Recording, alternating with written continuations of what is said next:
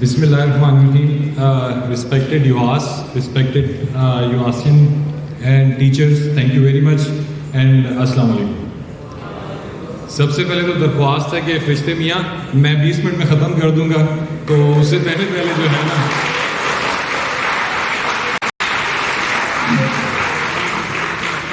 I was reading very good quotation in the morning. If you want to develop positive things, you need to share. And if you keep those things with you, you will not get the positive developments. So first of all, I would like to say congratulations to Poultry Department for bringing this topic to this level, so that not only the people sitting in this room, but those who are watching on live side, they can understand what is the importance of antimicrobial and how we can develop the strategies. Because بڑا challenge کیا ہے کہ جو consumer ہے وہ کہتا ہے کہ مجھے اینٹی بایوٹک فری چیزیں چاہیے, اور جو پریکٹیشنر ہے خواہ وہ اینیمل سائڈ پہ ہے یا ہیومن سائڈ پہ ہے, دے آر کمپلیننگ کہ آپ کی اینٹی بایوٹکس کام نہیں کر رہے. تو what would be the way forward؟ کیا اسٹریٹجیز ہونی چاہیے کہ جس کی وجہ سے ہم جو اینٹی مائکروبیل لوڈز ہیں یا ان کی جو ریزسٹنس ہیں ان کو کم کر سکیں. تو میرے آج جو آنریبل کولیگس تھے, دے ٹچ بیس کہ ہماری نیوٹریشن اسٹریٹجیز کیا ہونی چاہیے, ان general antibiotic free programmes کیا ہونے چاہیے, اور ساتھ ہی ساتھ ڈفرینٹ چیزوں پہ ہم نے بات کی. تو میں آج کوئکلی ٹچ بیس کروں گا کہ جو اینٹی بایوٹک فری پروگرامس جو کہ لانچ ہو رہے ہیں اور ان کے اوپر ڈفرینٹ ٹرائلز ہو رہے ہیں جو کہ آن گوئنگ پروسیس ہے, ان کا پرفارمنس یا پروفیٹیبلٹی پہ کیا اثر ہے, کیونکہ باٹم لائن بزنس میں پروفیٹیبلٹی اینڈ پرفارمنس ہے جس کو ہم نے دیکھنا ہے. لیکن اس سے پہلے میں I just want to go through to the slide کہ جو کووڈ کا امپیکٹ تھا what was on the food industry, because we know that all the agro based food commodities, they are driven on a principle of supply and demand. And ہم نے یہ دیکھا کہ جو فوڈ ویسٹیج ہے وہ گلوبلی 14% جو ہے وہ ضائع ہو رہا ہے ایسٹیمیشن کے مطابق جو کہ ایف اے او نے دیا. And when we look at the people who are not getting the food or who are having the acute food insecurity is almost like 135 million at the start of 2020, which are going to be 265 million. This is a very alarming situation. What it means? It means that we need to focus on the efficiency. We need to work on the optimization in order to feed the growing population, which is going to be 9 to 10 billion. So, what's happening? Just because of COVID and in general, اگر ہم food کی prices دیکھتے ہیں تو 20% globally increase ہوا ہے. اور جب میں پاکستان کی بات کرتا ہوں اسپیسیفکلی تو we see that it has increase in the ملک وچ از 3.4%. پولٹری کے اندر جو چکن پرائسز ہیں 28.5% انکریز ہوئی ہیں, اور ایگ پرائسز جو ہیں وہ 20.3% بڑھی ہیں. ہم انڈسٹری کی چیلنج کی جب بات کرتے ہیں تو سب سے بڑا چیلنج کیا ہے؟ What is the biggest challenge? Intensification of animal agriculture.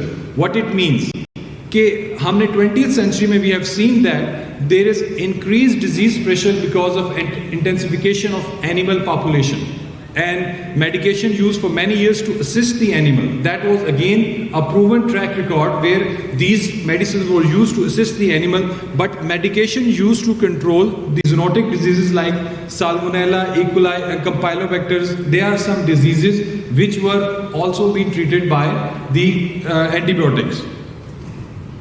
Industry challenges ke andar second challenge is the antibiotic resistance. This is a global movement, and we now in Pakistan we are also working on that the reduced antimicrobial use in the livestock production. Antimicrobial have historically been and still used extensively to address the gut health issues, and major challenge is finding alternatives to antimicrobial in order to support the gut during the period when it is developing. So that is something we are facing now. So when we talk about the another industry challenge, that is food safety. Bacteria from animal can spread to food during slaughter and processing, and this spread has extensively documented from conventional foodborne pathogens such as Salmonella, Campylobacter and E. coli. So we have seen that کہ جو in general یہ جو ہمارے conventional food born diseases ہیں یہ ہمارے egg سے لے کے فارم سے لے کے فوک تک جو ہیں they are established and they can be traced. When we look at the global impact of AMR in 2050, یہ ایک بڑی انٹرسٹنگ فیکٹ ہے یہاں پہ کہ دو طرح کے امپیکٹ ہیں اے ایم آر کے. One is economical loss which means that it's going to affect اور it's going to cost us $100 trillion, which is at the moment is 6 times more than the GDP of USA, which would be used in order to combat with the AMR. And second fact, Dr. Hanif Nazir also explained in his presentation that ki jo mortality hai, it's going to be reported like 10 million people would going to be died because of AMR if we don't step right now, and it would be more than cancer. So these are the big two factors which are now taken into consideration, and that has been worked on. So antibiotic free is a hot topic because both producer and consumer are more concerned about the effects of antibiotic on animal well-being and byproduct they used or they produce. So this is something from the both sides we have a pull and push, and in order to do that process, going to antibiotic free can be challenging, but some producers have been able to demonstrate it can be done successfully by putting their focus on gut health.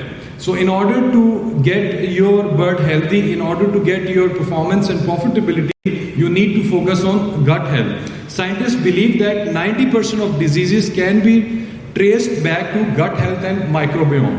So this is the area where we want to see, because we believe healthy gut means healthy animal. So improve gut integrity, this difference explains the more efficient feed conversion. So we can see in the picture and what gut generally does.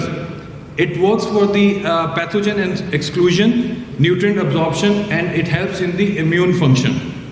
So we know that what healthy gut means. So we all know this fact, and we understand this fact that healthy guts help in the villi helps in the absorptions of the nutrient, and it helps the gut effectively utilize energies and protein, and they resist in the bacterial invasion. So we can see the healthy gut and the chronic gut which was affected. So we can see how it impacts on the proliferation of nutrients and how those nutrients get wasted and we don't get the performance at the end of the day. So it's not only about the disease, it's also about getting the true potential from the animal if we don't get a proper gut health.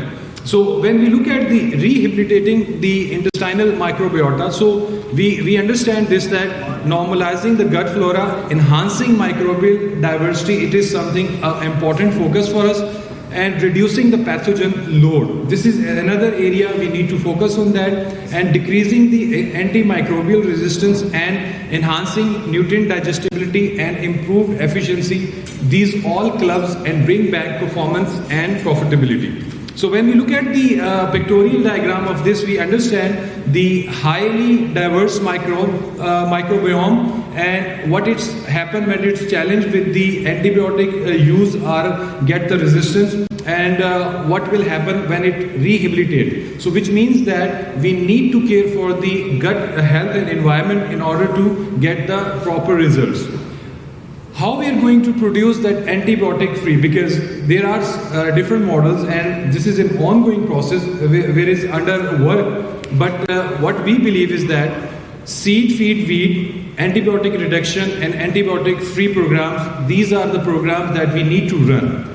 And what it's going to do is promoting the favorable bacteria communities, building natural defenses and maximizing the growth. That is one of the strategy step in order to produce the antibiotic free production. So what are the benefits for that? Of course, there are numerous benefits for it. It will stimulate the early gut development and build the natural immune system, support the gut microbial population, and maintain the gastrointestinal integrity, optimal pH, maximize enzyme activity and activate protein, starch and fiber digestion, improve performance including feed efficiency and weight gain.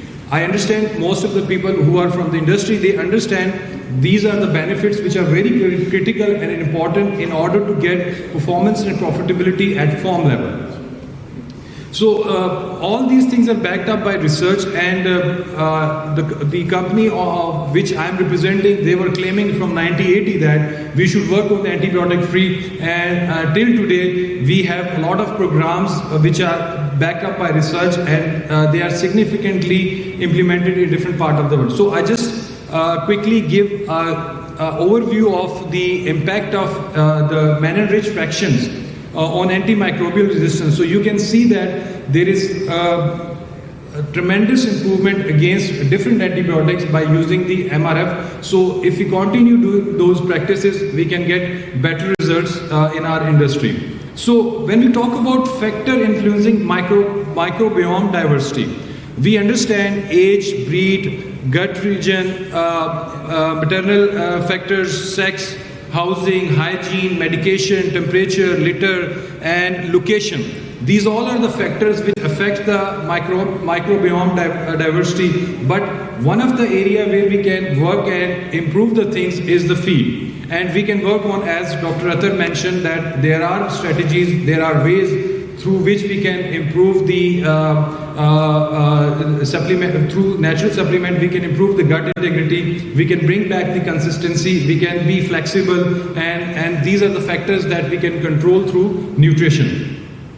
So we need to define some guiding principles. So what those guiding principles should be when we talk about nutrition, because when we talk about hen, what it means, the health, environment, and nutrition. So when we combine all these three things, we are going to make up some guiding principles, and which means that we need to focus on our feeding program, we need to work on enteric pathogenic control, we need to work on housing management, we need to work on water quality, we need to work on animal health, which means vaccination and antibiotic treatment strategies. And of course, the most important is the biosecurity. So all these are the building block for making performance and profitability at farm level. A question: simple restriction will not solve the problem, yes or no? This is something is ongoing debate. We need to work on that. But what I'm going to recap in my summary is that this simple restriction is not going to be the simple answer. This means that we need to build up the programs. We need to come up with the strategies which could help us how to lower down the antimicrobial resistance, our use of antibiotics in farm side and in the feed side. Because as Dr. Athar mentioned, we do have legislation, Feed Act, which has a clear description how to use and when to use the antibiotic growth promoters. But on farm side, this area I think need more work and more focus in order to reduce the use of antibiotics. So antimicrobial resistance is growing global issue. As we all know, the slides shown by Dr. Nazir Saab, that this issue is globally highlighted and it's red alert. So we need to focus in our country, and we need to come up with the strategies in collaboration with industry, in collaboration with the scientists available, and also be working on different aspects how we can reduce that.